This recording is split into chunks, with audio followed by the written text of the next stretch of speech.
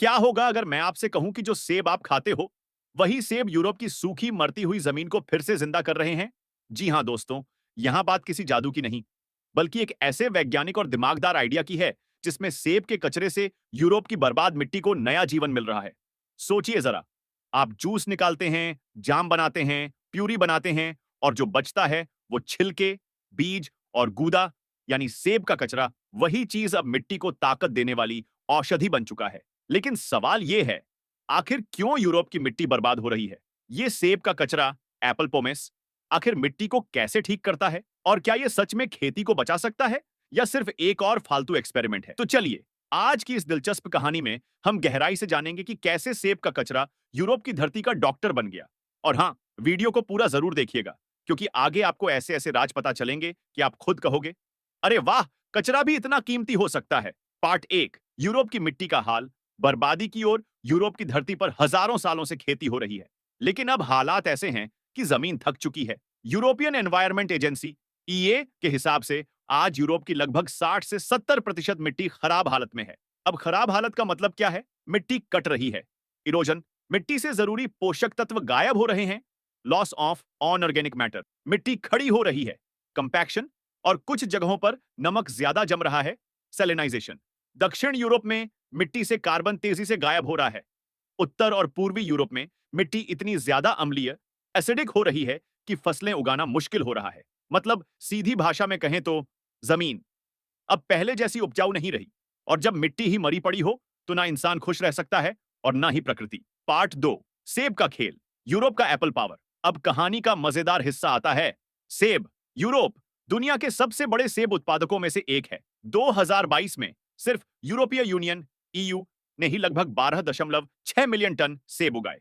वैसे हमेशा की तरह पहले नंबर पर है चीन, 47.6 मिलियन टन। उसके बाद यूरोप, फिर तुर्की, 4.8 मिलियन टन, और उसके बाद अमेरिका, 4.4 मिलियन टन। अब अगर सिर्फ यूरोप के अंदर की बात करें, सबसे आगे है पोलैंड, 4.3 मिलियन टन सेब, यानी यूरोप के कुल सेबों का 34%। दूसरे नंबर पर इटली, 2.27 मिलियन टन। तीसरे नंबर पर फ्रांस, 1.79 मिलियन टन। मतलब यूरोप सेब के बिना अधूरा है। लेकिन अब सवाल है, इतने सेब होते कहां हैं? लगभग 60% सेब लोग सीधे खाते हैं, बाकी 40% सेब जूस, जैम, प्यूरी और दूसरे प्रोडक्ट्स बनाने में जाते हैं। यहीं से असली समस्या और असली समाधान दोनों शुरू होते हैं। पार्ट तीन, सेब का कचरा, वरदान या अभिशाप। जब सेब प्रोसेस होता है, यानी जूस या जैम बनने के बाद, उसका 25 से 30% हिस्सा कचरे में बदल जाता है। इसे कहते हैं एप्पल पोमेसी, मतलब छिलका, गूदा और बीज। यूरोप हर साल लाखों टन सेब का कचरा पैदा करता है। अब सोचिए, एक फैक्ट्री अगर 1000 टन सेब प्रोसेस करती है, तो लगभग 300 टन कचरा बचता है। इतना ढेर अगर कहीं जमा हो जाए, तो नजारा बिगड़ ही जाएगा। लेकिन असली खतरा इससे भी बड़ा है। जब यह कचरा ढेरों में सड़ता है, तो उसमें ऑक्सीजन कम हो जाती है। फिर शुरू होती है एनारोबिक फर्मेंटेशन, और बनता है मेथेन गैस। अब ध्यान दीजिए, मेथेन कार्बन डाइऑक्साइड से कई गुना ज्यादा खतरनाक ग्रीन हाउस गैस है। मतलब सेब का कचरा अगर कंट्रोल में ना रहे, तो यह ग्लोबल वार्मिंग को तेज करता है। सिर्फ इतना ही नहीं, इसके रस रुनो ऑफ से नदियों और तालाबों का पानी भी खराब हो जाता है। बदबू फैलती है, कीड़े मकोड़े, चूहे और बीमारियां पनपने लगती हैं। तो साफ है, अगर सेब का कचरा संभाला ना जाए, तो यह एक टाइम बम है। पार्ट चार, यूरोप के समाधान। फैक्ट्रियों से लेकर फार्म तक, यूरोप वाले हाथ पर हाथ रखकर बैठने वालों में से नहीं। तो उन्होंने कई तरह की आइडिया निकाले। एक, पशु आहार, एनिमल फीड, कचरे को सुखाकर और ग्रेन्यूल बनाकर जानवरों को खिलाना। दो, पेक्टिन निकालना, पेक्टिन एक्सट्रैक्शन। पेक्टिन दवा और खाने में इस्तेमाल होता है। यह शरीर से जहरीले तत्व निकालने में मदद करता है। तीन, नई प्रोडक्ट्स। एस्टोनिया में कचरे से प्यूरी बनाने की कोशिश, स्विट्जरलैंड में इसे विनेगर में बदलना। लेकिन दिक्कत यह है कि यह सब बहुत महंगे काम हैं। नई मशीनें, ट्रांसपोर्ट, फैक्ट्री, सब कुछ करोड़ों में पड़ता है। पार्ट पांच, मिट्टी के डॉक्टर। तो ऐसे में पोलैंड ने निकाला एक सस्ता और कमाल का तरीका। कचरे को सीधा खेतों में डाल दो। कैसे मदद करता है सेब का कचरा? अब असली जादू यहीं से शुरू होता है।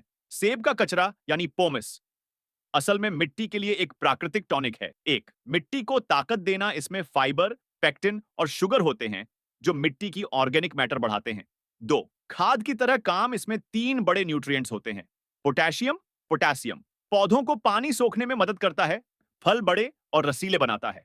फास्फोरस, फास्फोरस जड़ों और फूलों की ग्रोथ के लिए जरूरी। नाइट्रोजन, नाइट्रोजन हरे पत्तों और तेज ग्रोथ के लिए। और सबसे मजेदार बात, ये सब धीरे धीरे रिलीज होता है, मतलब मिट्टी को लंबे समय तक खाना मिलता रहता है। 3 पानी रोकने की क्षमता, वाटर रिटेंशन। पोलैंड की स्टडी में पाया गया कि कचरा मिट्टी को पानी पकड़ने में मदद करता है, मतलब कम बारिश में भी फसलें बच सकती हैं। 4 मिट्टी की संरचना, सॉइल स्ट्रक्चर। कचरा मिट्टी को ढीला करता है, जिससे जड़ें सांस ले पाती हैं और पानी गहराई तक जाता है। 5 एसिडिटी कंट्रोल। इसमें कैल्शियम और पोटेशियम होते हैं जो मिट्टी की पीएच को बैलेंस करते हैं। मतलब साफ है, सेब का कचरा मिट्टी का डॉक्टर बन गया। पार्ट 6 खतरे और सावधानियां। लेकिन ध्यान रहे, हर दवा की ओवरडोज खतरनाक होती है। अगर ज्यादा मात्रा में ताजा कचरा डाल दिया जाए तो मिट्टी बहुत अम्लीय हो जाएगी। कीड़े मकोड़े, चूहे और रोग बढ़ सकते। बीजों और खरपतवारों के फैलने का खतरा रहेगा। इसीलिए पोलैंड में इसे पहले कंपोस्ट किया जाता है ताकि यह सुरक्षित और असरदार बने। पार्ट 7 एनर्जी और प्लास्टिक। कचरे का अगला अवतार, और कहानी यहीं खत्म नहीं होती। इस कचरे से बायोगैस भी बनता है, मतलब बिजली और गर्मी पैदा की जा सकती है। कुछ कंपनियां इसे बायोप्लास्टिक में बदल रही हैं, यानी कचरे से थालियां, पैकेजिंग और यहां तक कि मेडिकल इम्प्लांट। इटली में ऑरेंज फाइबर नाम की कंपनी संतरे के कचरे से कपड़े बना रही है। मतलब खाना, दवा, खाद, बिजली और कपड़े, सब कुछ मिल सकता है कचरे से। पार्ट 8 दोस्तों, ये कहानी हमें एक बड़ी सीख देती है। कचरा कभी कचरा नहीं होता, बस हमें उसका सही इस्तेमाल करना आना चाहिए। पोलैंड का ये तरीका आने वाले समय में पूरे यूरोप और शायद पूरी दुनिया में फैल सकता है। सोचिए, जहां मिट्टी बर्बाद है, जहां पानी की कमी है, वहां अगर सेब का कचरा डाला जाए तो खेत फिर से हरे भरे हो सकते हैं।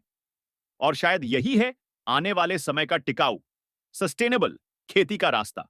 तो दोस्तों, आपको यह वीडियो कैसी लगी? क्या आपको लगता है कि इंडिया में भी सेब और दूसरे फलों का कचरा इस तरह इस्तेमाल किया जा सकता है?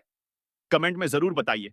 और हां, अगर वीडियो पसंद आई हो तो लाइक, शेयर और सब्सक्राइब करना मत भूलना, क्योंकि आगे आने वाली कहानियां और भी मजेदार और दिमाग हिला देने वाली होंगी।